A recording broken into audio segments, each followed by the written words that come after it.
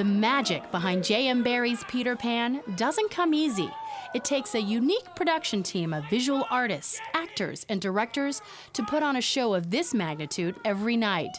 Every detail, every moment, every effect is choreographed. So how many trapdoors are down here? There is 20 trapdoors in total. The crew gave us an exclusive tour to see how they make it happen, a place where audience members never see. Darling kids' beds. Yeah, this is Michael's bed. My God, so it's upside down right now. Yep. How do we get it back up on stage? I can get that done for you just now if really? you'd like. Yep, no problems. I'll Just just in a talk to snap someone. like that? Yeah. Okay. Hello, Jordan. Hello, can we have Michael's bed up on stage, please? Oh my goodness.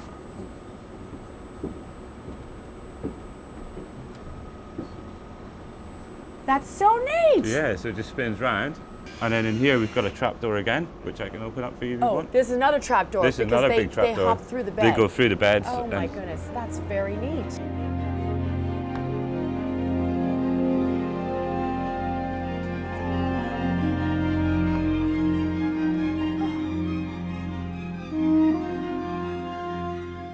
Obviously, because it's in the round, everything happens underneath the set. There's no wings, there's no kind of movement on the stage, so everything happens underneath. We've got a lot of ladders and traps that people come up and down, and yeah, so during the show it's very busy down here. It's a lot darker than this. So the props, the furniture, they're all basically upside down right now underneath the set. So what is this? So this is a mound. When it's up on stage, this is the home under the ground and the mound where they have the fight, who can Peter have the fight. So at the moment, it's turned underneath. Oh, upside down. Upside down, and then it spins round on stage, and then it becomes the mound. This is where basically the Lost Boys live. Yeah, the Lost Boys live in here, and they come in and out of all the holes in the mound. Oh my goodness. Hi!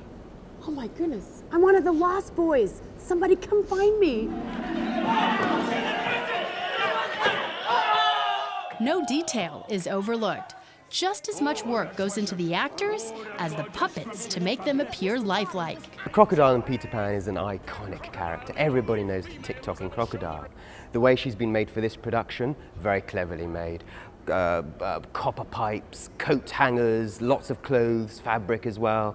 I think the idea with crocodile is that she's come from the children's wardrobe and also from their imagination as well, so she's made from those objects. So it was 100 foot across and about 17, 18 foot tall. Production designer Bill Dudley worked for many months on perfecting the CGI technology. Because when you match the stage lighting with moving shadows, see it's synergy again, the Very lights that you see in every rock concert, they're very subtle instruments actually. They don't just blast bright lights, they can move and be timed and programmed to actually sync with any circular up and down motion. I thought the time is right for this. The software is just maturing. One of the most unforgettable parts of the show is when Peter Pan and Tinker Bell take the Darling children flying over London on the way to Neverland. The flying to Neverland scene has taken months. We started originally, we didn't even know which direction they were going to fly in. We were waiting for the film that you see, the CGI. They fly around St. Paul's, the cathedral. They tip to the right, they tip to the left, and they circle it. And they really just show you the beauty of the London nightline. I mean, it's an amazing city, and it's an amazing city from the sky. And we don't get to see that in real life, but through this journey they go and they see all the rooftops and these beautiful monuments. And it feels like you're flying. You can see people's faces in the audience, and the jaws just can't. And it is that, you know, it's an amazing opportunity, and to think that this is a job. It's it's great. I'm going to show you how to clip on. So, just what does it feel like to fly? I got a personal lesson from Peter Pan himself. You can sit into it. It's like a swing. You sit into it, and you can. What we used to do is just kind of. Like slide along. Fun. Yeah, it's nice and comfortable. Yeah. Oh, sorry. I'm out of control. Okay, so we got that. Okay. Right, now I'll take it up and I'll show you how to travel, but we best hold hands. It's a good chance. I'm holding hands with Peter Pan. Okay. We're going. Oh, we're going. See ya. Going, yeah. So look, you're already so graceful. So let's straight. I'm gonna let go of this hand. I'm gonna push out. I'm gonna face front, okay? If I hold you like this, then I can push you wherever I want. It's kind of like dancing. Right. That's it. Yeah. Oh my gosh. I don't know how you act and do this at the same time.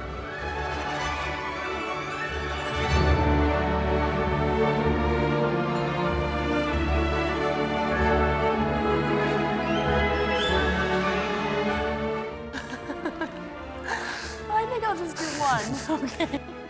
All in a day's work for Peter Pan. All the bruises, all the hard work, all the training for one of the most magical scenes of the show.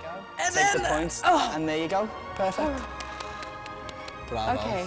See, I did it. They were all flying together, and it had all around it. They had like different. It was like a green screen with all different parts of the land and stuff. So it looks like they're actually flying. Coming up, Peter, Wendy, Michael, John, Tinkerbell, and Captain Hook, the characters of J.M. Barrie's Peter Pan.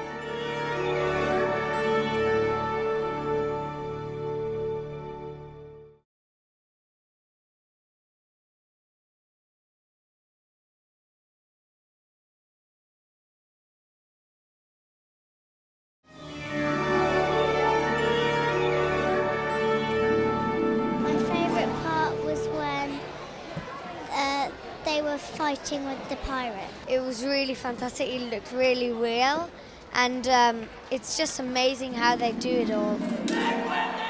So who are the characters of Neverland? Peter Pan. Peter Pan is in everyone. I think he's the mythological creature. You know, Pan. He is, and he's especially in kids. He's mischief. He's the boy that comes while kids are asleep and gives them that kind of thing that makes kids so excitable and naughty. And I think when, you know, older people come to see it, that's what they get reminded of, how they used to be when they were a kid, and how fun it is to be naughty. Hook is essentially a tragic figure, a man who was given everything and who threw it all away. He is fascinated by good form, correct, gentlemanly behavior, but he just can't do it. He cheats, he betrays, almost on a whim. That's one reason why he is so jealous of Peter. Peter has good form, but he dies with panache and is quite relieved to be the main meal for the crocodile. So, playing this man is great fun. She's a fairy. She can only have one feeling at a time because she's very small. But that feeling is really, really strong. And the only feeling that she cannot control is the love for Peter Pan. So when she sees all these things going on between Peter Pan and Wendy, she really cannot control that.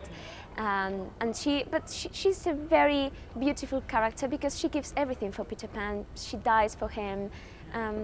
So it's really, really beautiful to play Tinkerbell. As for the three actors who portrayed the Darling children, they know why the show has resonated with parents and children alike.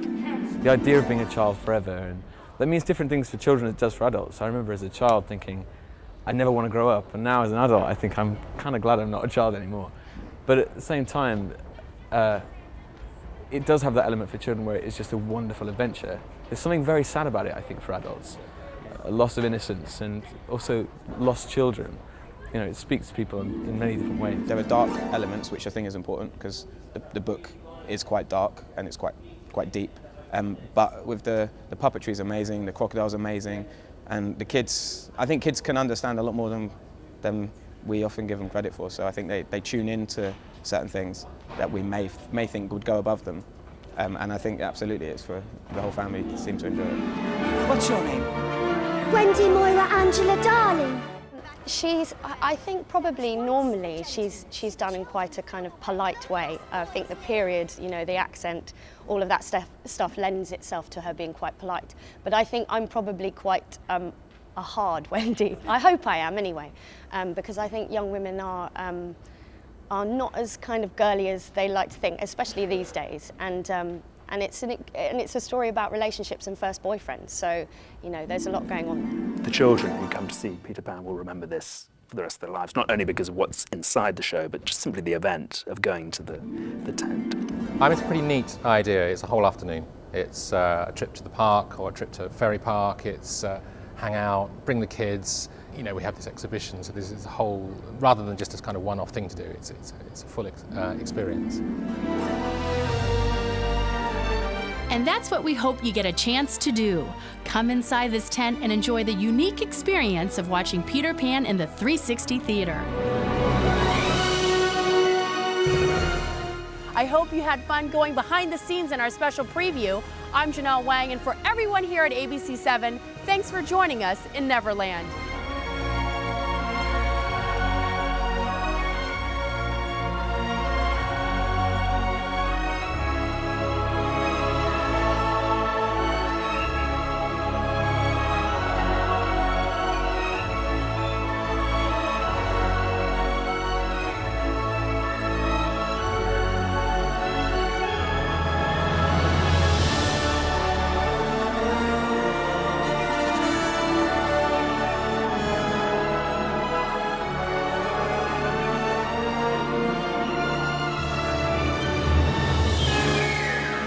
See you in San Francisco.